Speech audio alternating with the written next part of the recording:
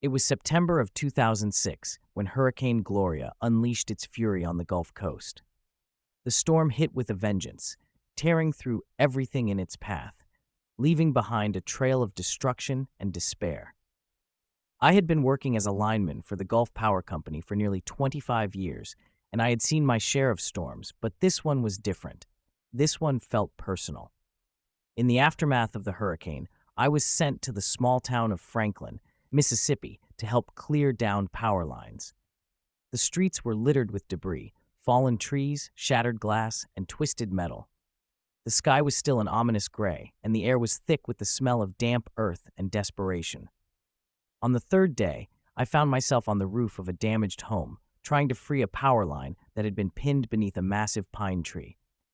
The line was taut, straining under the weight, and as I pulled, it snapped. It happened so fast. One moment, I was standing on the roof, and the next, I was hurtling through the air.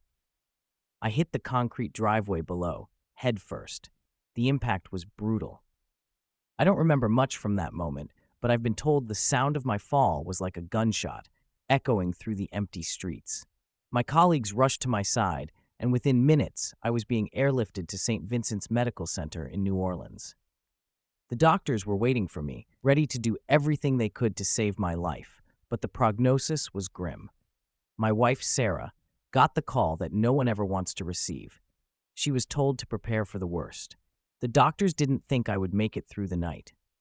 I felt like my world was collapsing, Sarah later told me.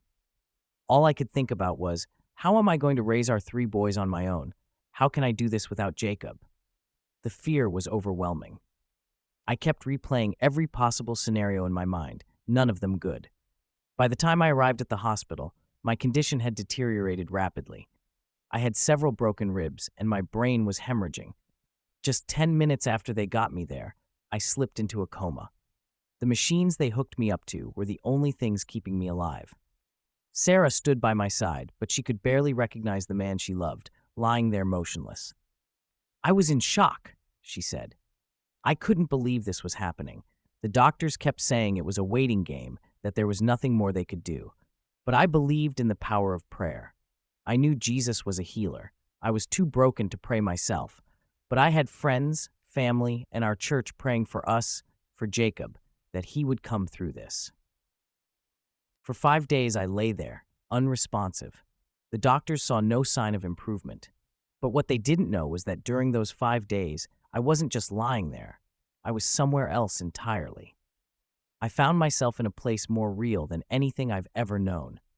It was like being pulled into a world that was so bright, so pure, it's hard to describe. Everything around me was white, but not just any white. It was a brilliance that was almost blinding. I was on my face before the Lord, my body flat against the ground. I could see his feet, shining like they were made of fine, burnished brass. I didn't dare look up to see his face. Then he spoke to me. His voice was powerful, yet filled with love. He asked me, "What do you want to do?" I kept hearing a scripture that I had heard so many times before. Whose report will you believe? Will you believe the report of the Lord or the report of the doctors?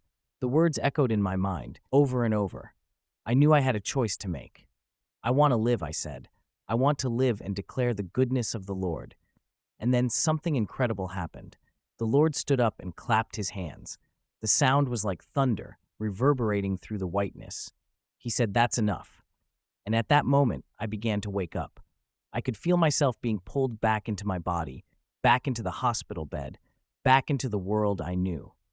When I opened my eyes, I saw Sarah's face, streaked with tears, but those tears were soon replaced with disbelief. The doctors couldn't explain it. They had all but given up hope, and yet here I was, awake and alive. They told me I would never be the same again. They said it would take at least 5 years for me to regain even a fraction of my former self, and even then, I'd only be operating at 40% of what I used to be.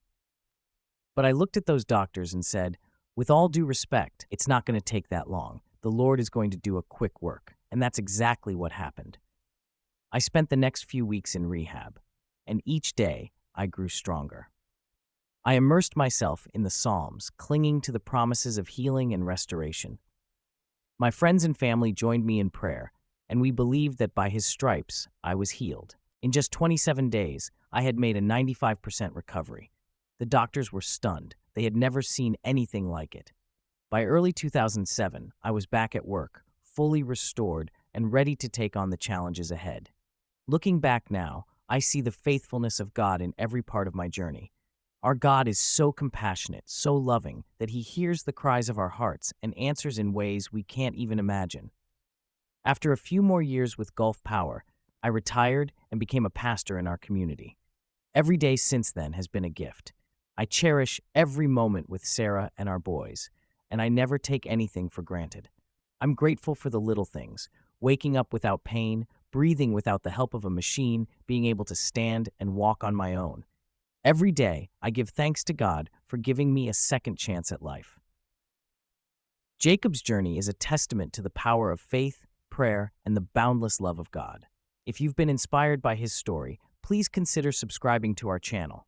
Hit the notification bell so you never miss an update or a new story that will uplift your spirit. Join our growing community of believers who know that with God, all things are possible. We're here to share hope, to inspire, and to remind you that miracles do happen. Subscribe now and be part of this incredible journey.